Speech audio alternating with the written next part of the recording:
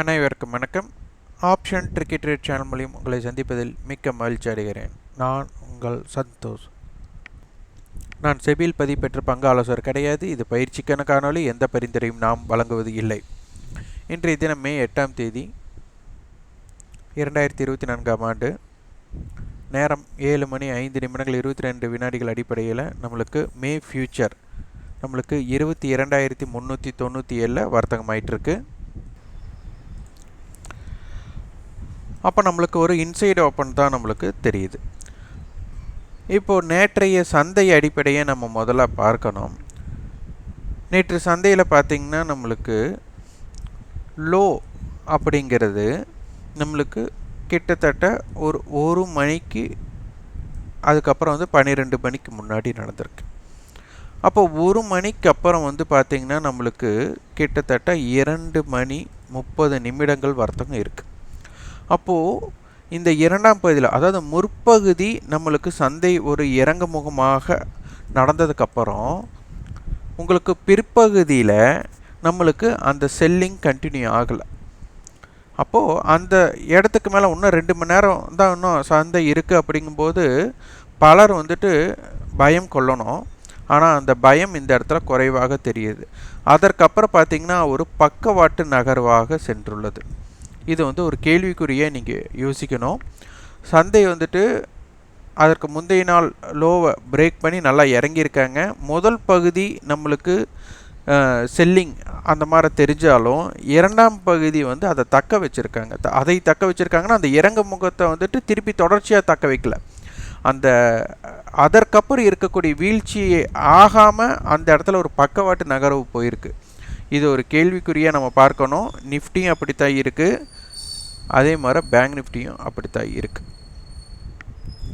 ஆனால் பேங்க் நிஃப்டியும் அந்த 1 மணிக்கு லோவை கட்டானவங்க அதற்கப்புறம் பக்கவாட்டு நகர்வு தான் இருந்தாலும் நிஃப்டி மாதிரி இல்லாமல் அது லோ பக்கத்துலேயே இருந்திருக்கிறாங்க. ஆனால் அந்த லோவை பிரேக் பண்ணலை அப்படிங்கிறது தான் இந்த இடத்துல ஒரு கேள்விக்குறியாக நம்ம பார்க்கணும். நிஃப்டியை பொறுத்தவரை நம்மளுக்கு அதனுடைய மையப்புள்ளி முதல்ல நம்ம தெரிஞ்சுக்கணும். 22,500 ஹை, லோ 22,232. அப்போ கிட்டத்தட்ட 270 புள்ளிகள். அப்போ 135 புள்ளிகள் நம்மளுக்கு ஆகுது. அப்போ இதிலிருந்து 130 புள்ளிகள் ஆட் பண்ணால் நம்மளுக்கு 22,370 அப்படிங்கிற இடம் நம்மளுக்கு வரக்குண்டான வாய்ப்பு. அப்போது 22,370 இன்று என்ன செய்ய போகிறார்கள் அப்படிங்கிறது தான் நம்ம பார்க்கணும். பேங்க் நிஃப்டியோட மையப்புள்ளியை பாருங்கள். நேற்று நம்மளுக்கு கிட்டத்தட்ட ஒரு 800 புள்ளிகள் நம்மளுக்கு வீழ்ச்சி. அப்போ 400 புள்ளிகள் ஆவரேஜ். அப்போ 48,600 அப்படிங்கிறது நம்மளுக்கு ஒரு மையப்புள்ளியாக இருக்க போகுது. இதனையும் பாருங்கள். இப்போ பேங்க் நிஃப்டியோட லெவல்ஸை நம்ம பார்த்துடலாம்.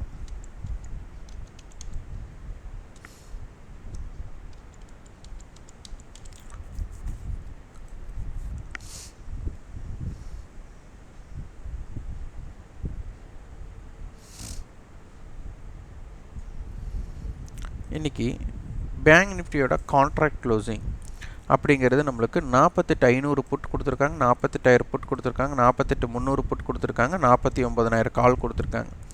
அப்போ இதன் முதல் அடிப்படையை 49,000 டு 48,500 இதனுடைய மையம் அப்படின்னு எடுத்துகிட்டா 48,750.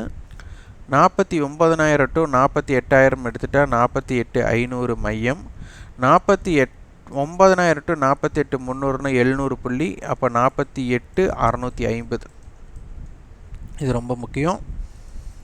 அப்போது இப்போ சந்தை நம்மளுக்கு முடிந்தது பார்த்தா 48,285. அப்போது நம்ம முதல் 48,500 காலுக்கும் 48,000 புட்டுக்கும் நம்ம பார்க்கணும்.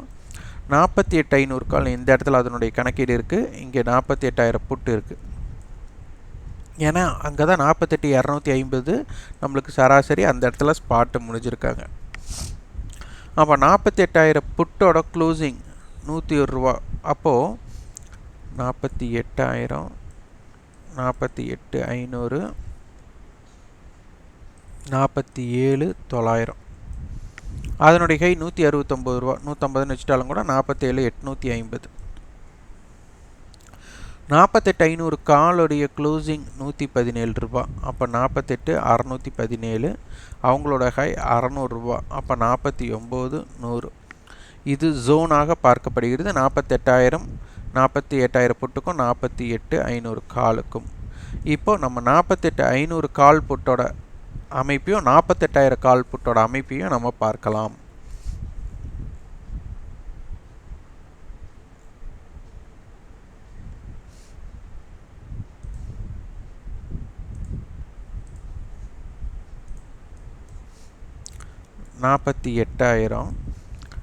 புட்டோட க்ளோசிங் 105, அப்போ 47,900. அதனுடைய ஹை 169, 47,831. 48,000 கால் 369 ரூபா, 48,369. அதனுடைய ஹை 1,100 ரூபா, அப்போ 49,105.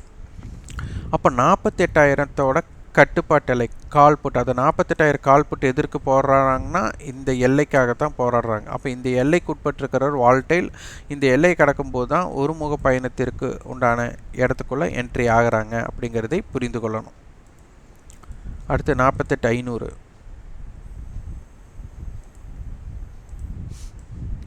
48,500 புட்டோட க்ளோஸ் 350 ரூபா, 48,150. 48,500 கால் 117 ரூபா, 48,617.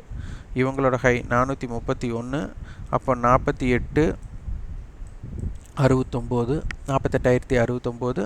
இந்த பக்கம் 49,163. இந்த ஜோன் இம்ப்ளைடு வால்யூட்டி எப்படி இருக்குன்னு பார்க்கணும். இம்ப்ளைடு வால்யூட்டி கொஞ்சம் அதிகமாக தான் இருக்கிறது. இதுவே தொடர்கிறதா என்று பாருங்கள். இந்த இம்ப்ளைடு வால்யூட்டி இன்றைக்கி ஏதாச்சும் இப்போ தொடக்கமே ஒரு 10 to 12க்குள்ளே மாறுறாங்க, அதுக்கப்புறம் குறைகிறது அப்படின்னா டிகேக்குள்ளே போயிட்டுருக்காங்கன்னு அர்த்தம். ஆப்ஷன்ஸ் பையர் வந்து இந்த இடத்துல ஜாக்கிரதையாக இருக்கணும். இம்ப்ளைடு வால்யூட்டி அதிகமாக இருக்கிற வர ஓடிஎம் ஆப்ஷனே வந்து ஆக்ஷனில் இருக்கும்.